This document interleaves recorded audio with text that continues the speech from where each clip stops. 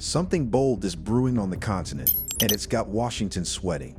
China is quietly turning Africa into a financial battleground, the front line in a silent war against the US dollar. Forget aid, forget infrastructure. This time, it's about power, monetary power. Beijing is using Africa as the testing ground for one of its most radical global ambitions yet: to dethrone the almighty US dollar by pushing its own currency, the yuan, into every corner of international trade. Call it what you want, economic strategy or currency colonization. But the implications are massive, and word is, President Donald Trump isn't taking it lightly behind closed doors. In fact, insiders say his administration sees it as a direct economic threat. If China succeeds in flooding African trade with the yuan and sidelining the dollar, the global balance of power could shift dramatically. So the question is Africa truly benefiting from this bold financial shakeup? Or are we just being recruited into China's quiet currency war with America? The signs are everywhere, and they're getting louder. From Cairo to Cape Town, African nations are increasingly cozying up to the Chinese yuan. Just last week, Egypt and China signed sweeping agreements to promote yuan use in trade and investment. These deals cover everything from currency swaps and yuan-denominated panda bonds to boosting China's UnionPay services and expanding electronic payment infrastructure via CIPS, China's answer to the US-dominated SWIFT system. Egypt isn't alone. Nigeria has renewed its own 15 billion yuan currency swap, which now allows direct exchange between the naira and yuan, completely bypassing the dollar. South Africa is also deep in the game, having signed its own swap deal years back and recently securing a 2.1 billion yuan loan from China Development Bank. Even Afreximbank, one of Africa's major multilateral lenders, has joined CIPS to facilitate faster, cheaper, and more autonomous yuan transactions. What's really going on here? Is Africa making a calculated bet, or simply being drawn into a geopolitical tug-of-war it didn't sign up for? The answer lies in China's long-term ambition: de-dollarization. Simply put, Beijing wants to weaken the grip of the US dollar over global finance. But why now? And why Africa? The timing couldn't be more strategic. China is a massive global trader, yet the yuan barely makes a dent in the international currency markets. That disconnect has long been a thorn in Beijing's side.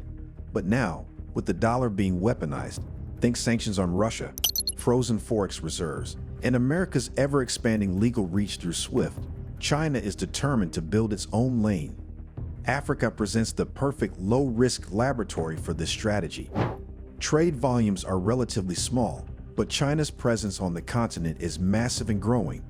As Lauren Johnston, a China-Africa researcher, pointed out, many African nations are starved of hard currencies like the dollar or euro. Enter the yuan, a solution China is more than happy to provide. And then there's BRICS, the global South's answer to Western economic dominance. For the BRICS bloc, made up of Brazil, Russia, India, China, South Africa, and several other countries, breaking free of the dollar is more than economic, it's philosophical.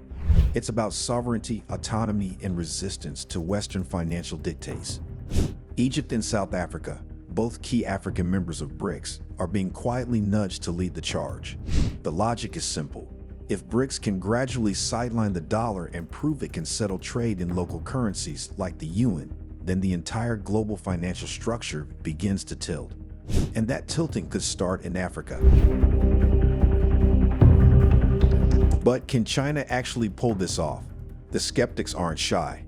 Some say the dollar is simply too entrenched, too trusted, and too liquid to be dethroned anytime soon. Others argue that China's own policies, like strict capital controls and a lack of transparency, will scare off global investors. Still, there's a growing camp of economists and strategists who believe the dollar's days of dominance are numbered.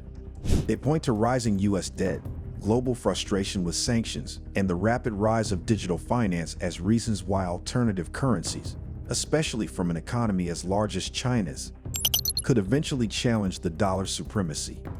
Ali Khan Satchu, a prominent African geoeconomics analyst, believes the shift may take time but is inevitable, saying yuan-based trade could go to 100% of China-Africa transactions.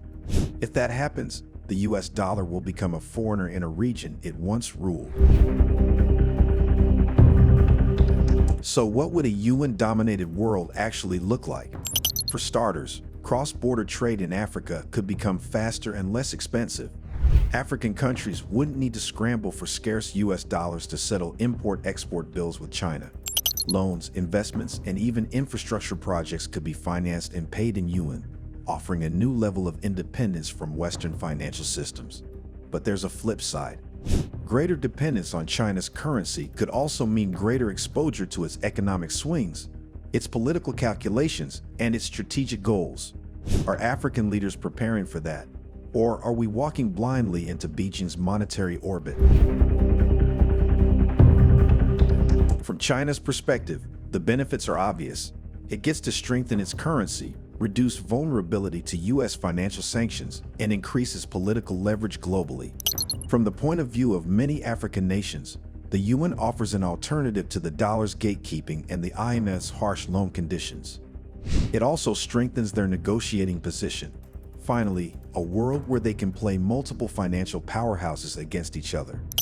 Meanwhile, for multinational financial institutions, particularly those with Chinese stakeholders like Standard Bank, the shift represents a business opportunity, a competitive edge, and access to a rising monetary system. But from Washington's viewpoint, and especially that of President Trump, the entire thing looks like a direct threat. Trump, who has long accused China of currency manipulation and economic subversion, is likely to view these yuan moves in Africa as a backdoor attack on America's global standing. Behind closed doors, analysts say the administration is scrambling to respond, knowing full well that losing the dollar's dominance means losing influence.